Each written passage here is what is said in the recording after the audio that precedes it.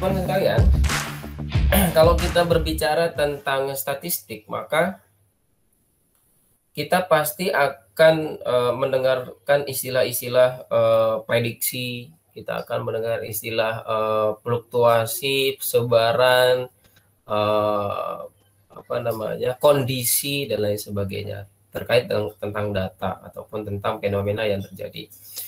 Nah, dasar daripada ilmu statistik itu adalah peluang, teman-teman sekalian. Kenapa peluang? Karena peluang itu berbicara tentang konsep dasar sebuah kemungkinan terjadinya sesuatu. Nah, kalau secara lebih lanjut, statistik itu adalah sesuatu yang kita bisa gunakan untuk melakukan prediksi ke depan, ya. Jadi kita akan melakukan prediksi ke depan dari data yang kita punya sekarang. Contohnya kalau dalam dunia bisnis, misalnya selama 1 tahun ini kita sudah menjalankan sebuah bisnis, cuman kita masih bingung, ada beberapa barang atau ada beberapa masalah yang ada di dalam penjualan dan lain sebagainya. Tentu kita membutuhkan solusi terkini ataupun di masa depan. Oke.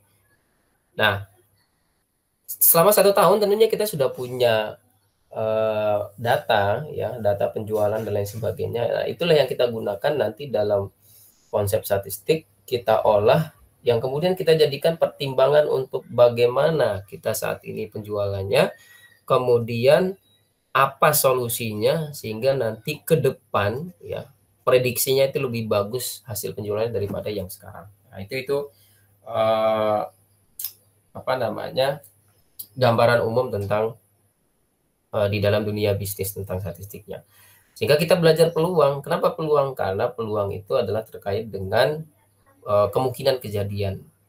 Statistiknya itu kemungkinan ke depan kita berhasil atau tidak, maka kita lihat dengan data statistik hari ini. Baik. Kalau begitu kita harus mengingat kembali ada beberapa istilah dalam peluang, ya teman-teman sekalian. Konsep dalam peluang suatu kejadian. Itu ada 3 istilah yang mesti kita ingat ulang, ya. 1 namanya percobaan, 2 namanya ruang sampel, 3 namanya kejadian. Percobaan itu adalah sebuah kondisi di mana kita melakukan sesuatu untuk mendapatkan data. Nah, statistik secara konseptualis definisinya, kalau Anda silakan cari di Google, cari di buku, maka statistik itu adalah sebuah teknik atau metode untuk mengambil, mengolah, dan menginterpretasi data. Nah, singkatnya seperti itu. Jadi, dalam istilah percobaan ini, ya, maka itulah dalam statistik itu masuk menjadi konsep pengambilan data, ya. Jadi kalau kita mau melakukan statistik, maka harus ada data. Datanya dari mana ya kita ambil? Nah, data itu ada macamnya, nanti kita akan belajar di selanjutnya, ya, di pertemuan minggu depan mungkin ada teori kita tentang data. Ada data yang harus diambil dengan cara pengukuran, harus ada data yang tinggal diambil aja dari yang ada, misalnya di indeks saham di IDX dan lain sebagainya, itu bisa diambil secara langsung dari online saja, dan banyak sekali cara-cara pengambilan data. Nah, itulah dalam peluang sebenarnya awalnya adalah sebuah percobaan. Ya, contoh tadi adalah 1 tahun sudah kita melakukan perdagangan, jadi kita mencoba-coba dagang. Dari proses perdagangan kita dapat data siapa yang membeli, apa yang dia beli, dari mana dia, kelaminnya, dan lain sebagainya. Itulah data. Ya. Kemudian ruang sampel adalah banyaknya kemungkinan yang akan terjadi. Jadi kemungkinan kita yang akan terjadi itu udah kita tahu di awal, ya. Contohnya misalnya kalau saya lempar sebuah koin, maka kemungkinan cuma 2. Dia muncul angka atau dia muncul gambar. Kalau saya nembak si dia, maka kemungkinan cuma 2. Saya diterima atau saya ditolak. Itu ya. Nggak ada yang lain. Kalau ada yang pernah nembak terus dapatnya adalah tamparan, itu di luar kasus saya ya. Saya kasusnya cuma diterima atau ditolak. Kalau yang ditampar itu yang lain lah, beda kasus. Ya itulah contoh-contohnya. Jadi ruang sampel itu adalah kemungkinan nanti kalau kita melakukan itu apa yang muncul. Sedangkan kejadian adalah sesuatu yang kita dapat dari pengukuran atau dari percobaan itu yang benar-benar terjadi, yang kita harapkan kejadiannya juga boleh. Misalnya di kelas ini ada 21 orang ya. Ada 20. Iya, Pak. Maka kalau saya buat percobaan ya, kalau saya buat percobaan memanggil Anda secara random. Nah, itu adalah nama percobaannya, mengambil nama Anda secara random. Nama percobaannya. Ruang sampelnya adalah 21. Nah, kejadiannya itu adalah ya siapa yang kena nanti namanya muncul. Kalau begitu kita coba lihat yang namanya percobaan. Ada dua tipe percobaan ya, teman-teman jangan salah. Karena di dalam statistik ataupun di dalam peluang ini kita berbicara tentang percobaan yang khusus. Tidak semua percobaan ya, tidak semua percobaan. Yang pertama namanya percobaan deterministik. Percobaan deterministik itu percobaan yang hasilnya selalu itu, nggak akan berubah-ubah, akan tetap. Yang kedua namanya adalah probabilistik. Jadi percobaan yang kemungkinan muncul itu tidak itu terus, macam-macam, nggak jelas, ya. Nah, yang kita pelajari dalam statistik ini, yang kita pelajari dalam statistik ataupun peluang, itulah yang model percobaan probabilistik. Sesuatu yang percobaannya hasilnya nanti nggak jelas, ya. Contoh di sini ada emak-emak lagi nunggu bis, ya. Kalau kita misalnya ini mama nunggu bis Pradita lah. Bis Pradita kan cuma satu ya. Kemudian kalau kita lihat dari sisi bisnya, dia mau nunggu sehari, mau 2 hari, mau seminggu, tetap aja bis itu yang datang, betul nggak? Tetap bis itu yang akan datang. Tidak akan berubah bisnya. Tapi yang berubah apa? Waktunya. Kapan bis itu datang? Jam berapa, menit ke berapa? Jadi kalau di bisnya kita nggak bisa bilang, ayo bis yang mana yang datang. Nggak bisa. Tetap aja bis yang datang. Tapi kalau kita di masalah waktu, ayo sekarang bisnya telat apa? Tidak. Sekarang jam berapa dia datang? Dia akan kecepatan atau tidak? Dan lain sebagainya. Nah, data tentang waktu kedatangan bis itulah yang disebut dengan probabilistik. Sedangkan bisnya sendiri itu adalah yang deterministik. Ya, outputnya tetap. Paham ya bedanya ya? Nah, nanti kita akan berbicara tentang yang probabilistik, tentang sesuatu percobaan yang hasilnya itu nggak nentu, ya, belum pasti, sehingga membutuhkan ada namanya pengolahan data sehingga kita bisa memprediksi, gitu ya. Jadi setelah belajar nanti semua jadi peramal nih semua ya, peramal data, ya, jangan negatif dulu, bukan saya suruh jadi Joko Bodo. Oke, selanjutnya adalah karena kita tadi sudah memilah antara kita akan menggunakan data yang probabilistik, maka ada istilah fenomena acak, atau karena dia tidak tetap hasilnya maka ada yang diacak dari beberapa yang kemungkinan yang ada. Koin itu mengacak 2, dadu mengacak 6, dan seterusnya. Nah, jadi fenomena dikatakan acak ya ketika dalam sebuah percobaan dia hasilnya tidak pasti. Kalau kita lempar koin itu nggak pasti, mau koin atau gambar yang keluar itu nggak pasti. Jadi nggak bisa kita, oke saya lempar 3 kali itu pasti gambar semua, nggak bisa. Dan seterusnya. Nah, uniknya yang disebut dengan fenomena acak di dalam koridor matematik ataupun statistik ini, pasti dia akan memiliki pola tertentu. Pola tertentu yang nanti itulah yang menjadi dasar kita memprediksi ke depan sesuai dengan pola itu.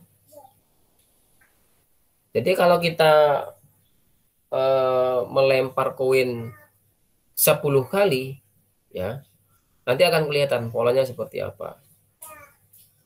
Kalau mau perpanjang bentuk polanya, pakai 50 kali. Perpanjang pakai 100 kali dan seterusnya. Makin banyak pola atau makin panjang pola yang kita prediksi, yang kita gunakan prediksi, makin akurat prediksinya. Ya. Kemudian keteraturan acak dalam jangka panjang dapat didekati secara matematik. Artinya bahwa hasil pola yang kita lakukan berdasarkan percobaan yang terbatas kita lakukan, kita bisa gunakan sebagai prediksi pola ke depan. Kalau sekarang dia turun, maka nanti dia ke depan akan apa, naik atau turun dan seterusnya. Tentu kita akan lihat dari pola pergerakan. Kalau yang sekarang lagi tren-tren kan memang cryptocurrency ya. Kalau teman-teman yang main di situ pasti tahu tentang pola ini. Kemudian untuk mempelajari ini kita menggunakan konsep matematik ya, sehingga nanti bisa kita hitung dari sisi prediksi ke depan itu berapa peluangnya, berapa panjangnya, dan lain sebagainya. Nah, dalam konsep matematik, teori peluang yang paling tepat untuk menghitung ini. Baik, teman-teman, kita coba mengingat tentang rumus peluang. Kalau kita mau berbicara tentang rumus peluang, maka ada dua hal yang harus Anda ingat. Yang pertama adalah ruang sampel tadi sama kejadian. Kalau NE ini disebut dengan kejadian ya, kemungkinan yang terjadi atau harapan yang kita inginkan. Kemudian NS ini adalah ruang sampel tadi ya. Berapa banyak kemungkinan yang mungkin terjadi. Kalau yang NE kemungkinan yang terjadi. Contoh, ini tinggal dibagi ya. Kalau kemungkinannya misalkan kita dapat kemungkinannya 2, sampelnya 10 ya, 2/10. Nah, yang perlu diperhatikan teman-teman sekalian bahwa yang namanya peluang itu pada dasar nilai mutlaknya itu antara 0 sampai 1. Sehingga banyak di dalam indeks menyatakan bahwa peluang Anda 100%, peluang Anda 90%, peluang Anda 50%. Dia pakai persen dalam indeks. Pada dasarnya tidak ada peluang yang lebih dari 1. Misalnya Anda punya peluang 2. Nggak ada itu. Kecuali peluang pertama ditambah peluang kedua tambah peluang ketiga ya. Beda-beda ya. Pada umumnya peluang itu maksimal 1. Nah, kalau kita berbicara tentang sebuah percobaan acak atau kejadian-kejadian tidak jelas ya, maka kita nanti dalam proses implementasinya kita akan berbicara tentang kaedah pengadaan atau pengambilan atau kaedah kejadiannya. Artinya nanti akan ada istilah pengambilan tanpa dikembalikan, ada pengambilan terus-menerus dan lain sebagainya. Itu kaedah-kaedah yang harus dipelajari. Ada juga istilah kombinasi dan juga permutasi ya. Apa beda antara kombinasi dengan permutasi? Di sini bedanya hanya di pola. Ya, ada satu yang memperhatikan pola, ada yang tidak memperhatikan pola. Contoh, pelemparan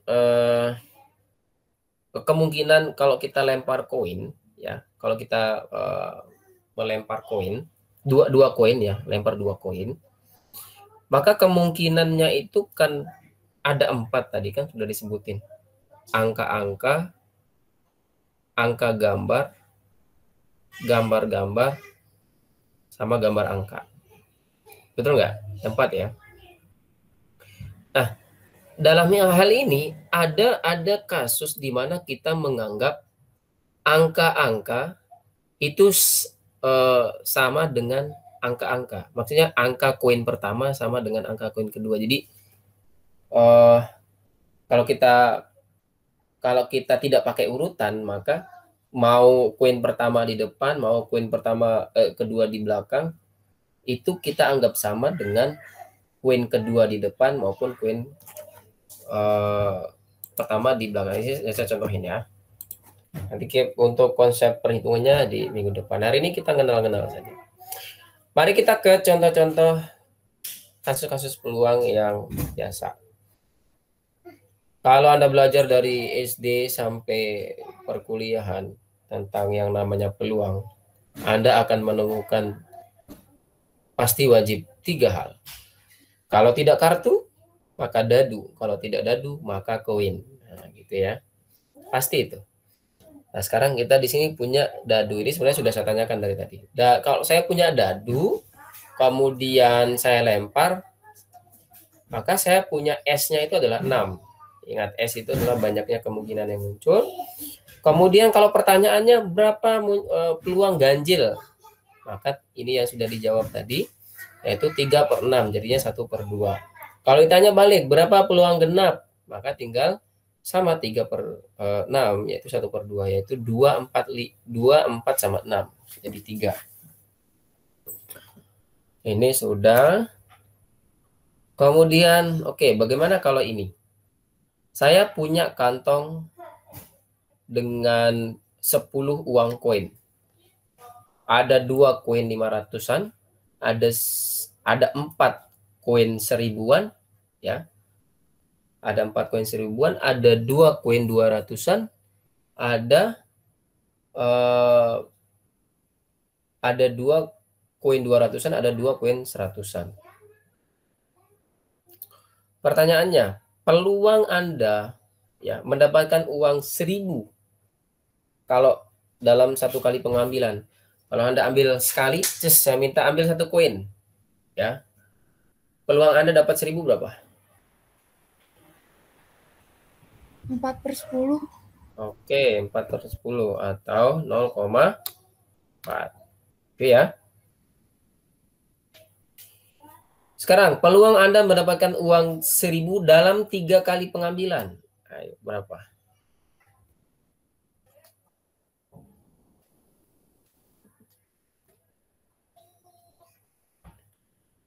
Tiga kali saya ngambil. Kalau saya ngambil 3 kali, peluang saya berapa?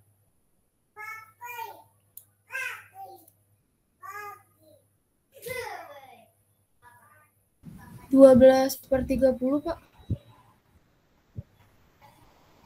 12 per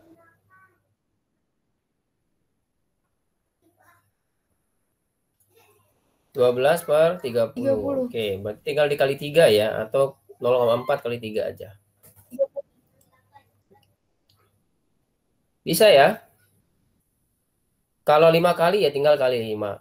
Nah, apa yang ingin saya tunjukkan di sini? Yang ingin saya tunjukkan adalah banyak kalinya percobaan itu akan melipat gandakan dari peluang yang didapatkan.